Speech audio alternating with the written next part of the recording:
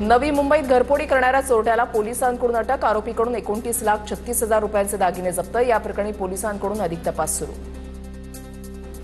अमरावतीच्या मोर्शीमधील शेतकरी नवीन कुमार पेठेंनी संत्रा शेतीमधून उभारला संत्रा प्रक्रिया प्रकल्प.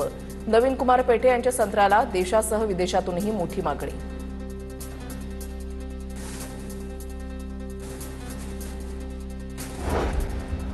अकोल्यामध्ये सोयाबीनच्या दरामध्ये मोठी वाढ. सोयाबीनला कमाल दर 4,740 तर सरासरी 4,500 रुपये प्रति क्विंटलचा दर. शेतकऱ्यांमध्ये आनंदाचं वातावरण. अकोला कृषी उत्पन्न बाजार समितीमध्ये 5,490 क्विंटलची सोयाबीनची आवक. वाशिम जिल्ह्यामध्ये उंबरडा बाजार परिसरामध्ये तूर पिकाला चांगला बहर. तूर पिकाच्या बहरामुळे शेतकरी आनंदित.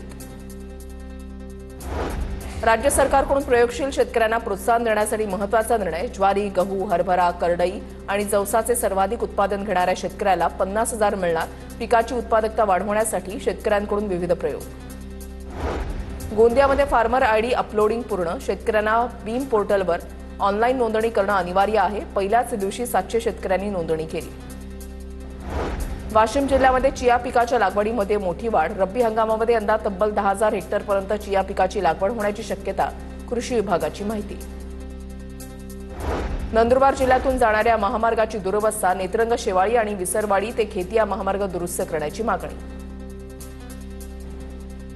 कल्याणचा निळजे रेल्वे ओव्हरब्रिज पाडून नव्यानं उभारण्यात येणार. डीएफसीसी प्रकल्पासाठी जुना पूल तोडून नवीन पूल होणार. कल्याण शिळ रोडचा महत्त्वाचा लाईफलाईन 4.5 महिने बंद. वाहतूक कोंडी सोडवण्यासाठी पर्यायी मार्गांचा वापर करण्याचं आवाहन. गोंदिया जिल्ह्यामध्ये 59 जागांवर पोलीस शिपाई भरती. जिल्हा पोलीस दलामध्ये शिपाई आणि पोलीस वाहन चालक पदासाठी भरती प्रक्रिया सुरू. जळगावमध्ये आकाश कोळी हत्या प्रकरणातील आरोपींची धिंड. जळगावच्या शनीपेठ परिसरामध्ये आरोपींची पोलिसांनी धिंड काढली. 9 नोव्हेंबरला किरकोळ वादातून आकाश कोळीची हत्या. सांगलीतील उत्तम मोहिते हत्या प्रकरणामधील आरोपींची पोलिसांकडून धिंड. 3 दिवसांपूर्वी दलित महासंघाचे अध्यक्ष उत्तम मोहिते यांची निर्घृण हत्या.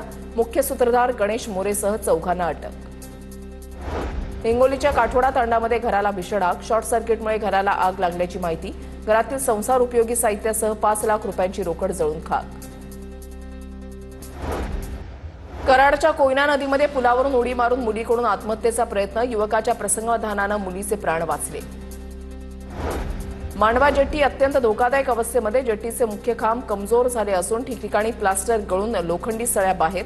यामुळे या मार्गाने प्रवास करणाऱ्या हजारो प्रवाशांचा जीव धोक्यात. जेट्टीची तातडीनं दुरुस्ती करावी, प्रवाशांची मागणी. नाशिकमध्ये जादू टोण्याची भीती दाखवत महिलेवर अत्याचार. अत्याचारासह 50 लाखांची आर्थिक फसवणूक. इंदिरानगर पोलीस ठाण्यामध्ये संशयित भोंदू बाबा विरुद्ध गुन्हा दाखल. धारणगावमधील गणेश जगताप या धोंदू बाबावर गुन्हा दाखल.